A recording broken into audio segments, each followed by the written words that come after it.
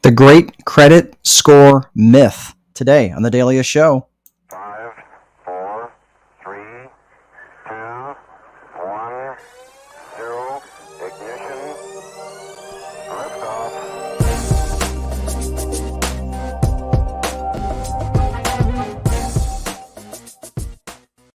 Hey everyone, welcome to the Daily Show. A show not just for housing providers, not just for rental housing providers, but for anybody looking to be more time wealthy or to have a time wealthy advantage. How about that?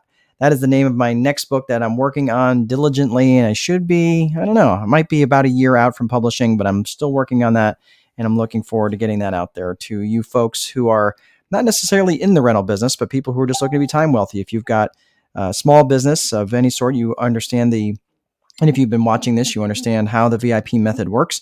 And that is going to be directed to you guys specifically. And that is getting you the time wealthy advantage to have control over your calendar so you can do the cool stuff that you want to do, that you got into the reason you got into business for in the first place. So you can have control over your calendar. So that's what it's going to be directed towards you. So today we're going to be talking about the great credit score myth. And I know it's been a little bit of time. I know this hasn't been really much of a daily-ish show or even a weekly-ish show. It's actually been like a monthly-ish show, but I've been traveling. Me and my bride have been traveling a lot lately.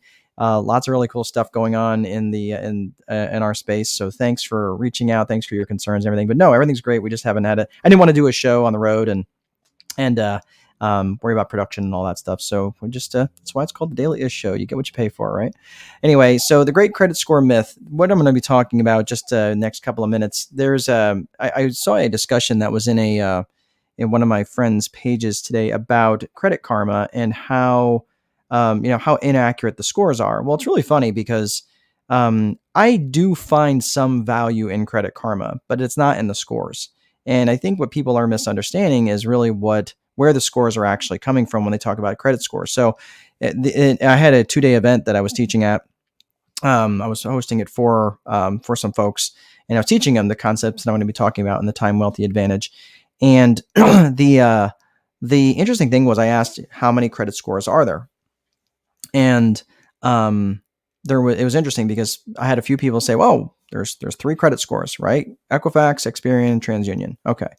And not to be argumentative, but that's what I thought too. I thought that there was just 3 the 3 credit scores: Equifax, Experian, and TransUnion. And we're thinking, okay, well, I even remember back in the day, I think it was still called TRW. I don't remember which one that was, but anyway, one of them used to be called TRW. Well, that's actually not true. There's actually like a lot of different credit scores. I don't even know if it's even relevant to try to count them because some of them really aren't used that much. And I'm going to go through that really fast. So the interesting thing was, and I started to notice this difference because I was getting my credit score, and I was like, okay, cool, my credit score is actually not too bad. I was like in low 700s. Now, keep in mind, after I climbed out of foreclosure back, a dozen years ago now, gosh, it's hard to believe it's been that long. But when I climbed out of that hole, it was interesting because I was thinking, holy crap, there's a lot of space I got. Everything's got a lot of ground to make up from all these credit score, getting beat up on my credit score.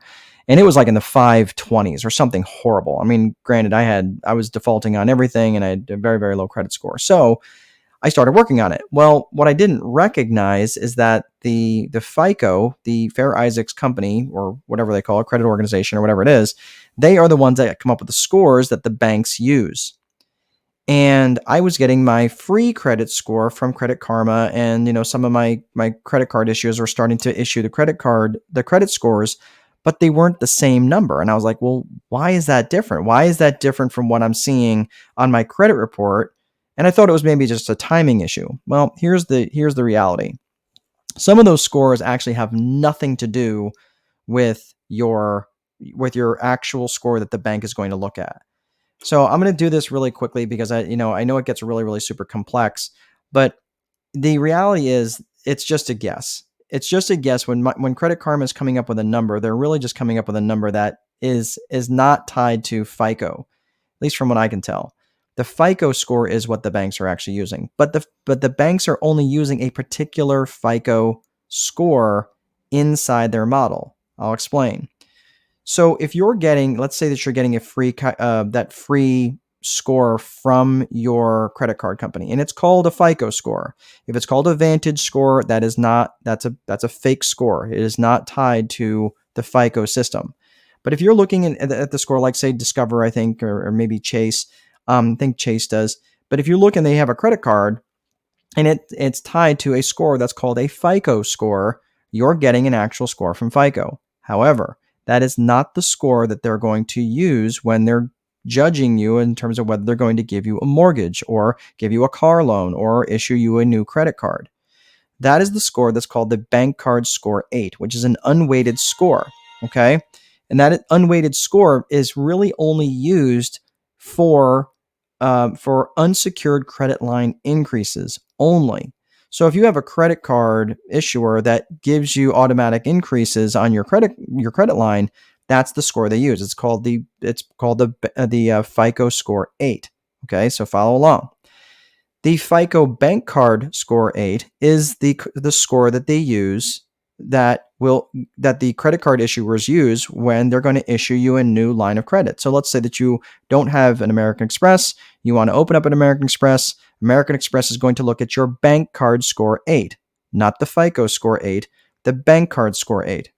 Let's say you already have a Chase card and they're going to say, hey, this guy's paying his stuff off. He's keeping his balances below 20%, which is a good number to keep it at, by the way.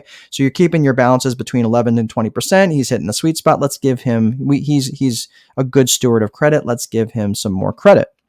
So now they're going to use the FICO Score 8 to give you unsecured credit line increases. That's how that works. So you might say, well, does this have to do with the price of tomatoes if I'm trying to buy a house? Well, that's where the FICO bank card or the FICO 5 comes in. Sorry, FICO 5. I got FICO all over my head. So FICO 5, the FICO 5 is generally what the banks are going to use for mortgages, right? I think they also call it the FICO 4, and it used to be a FICO 2, but now the FICO 5 is what most of them are using. Now, and some issuers also use they have an auto loan. They have a certain score for auto loans. They also have some for other lines of credit. But generally, the FICO 5 is what they're using for mortgages. So you might be thinking, why in the world do they have all this complexity? I don't know. They didn't ask me. All I can tell you is that the FICO system measures different amounts of risk. And I can tell you that those scores can be absolutely completely different from one from the other. And it has everything to do with the information that they've gathered. So this isn't meant to be like a credit score, how to boost your credit score sort of video or anything like that. But if you are interested in learning more about this, and I get $0 for promoting this, so I just want to let you know, there's an app that you can get on your phone, it costs money if you actually want to do it. It's called myfico.org. You can download the thing, and it'll show you all your different scores. Your FICO 8, your FICO 9. I think there's a FICO 9 now. Your FICO 5, and you can literally look at which ones are going to. If you're going to go out soon and buy a car loan, or you want to buy a car and you want to get a car loan for it, you can hit the auto score, and you can see what your scores are. So going in, and you're negotiating from strength. You are going to know the score that they're going to see.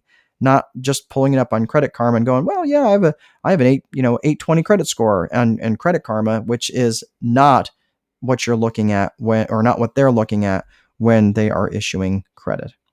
Okay, that is all I know on FICO. So do your own due diligence on that. All right. But that's all I have for tonight, folks. I am going to go home, have some awesome chili. I don't know. We might be doing chili again tonight, but it is a good time of year to be starting to do chili. But anyway, that's all I have, everybody. Thanks for reaching out, and thanks for your messages and everything. But we should be getting back to the regular routine on the Daily Show here pretty much through the holidays. So we're not doing too much traveling from now until then. Anyway, everybody have a great rest of your day. Please be sure to place a value on your free time, because if you don't, someone else will. But most important, there is no amount of money that will make time irrelevant. Have an awesome day. I'll see you guys next time.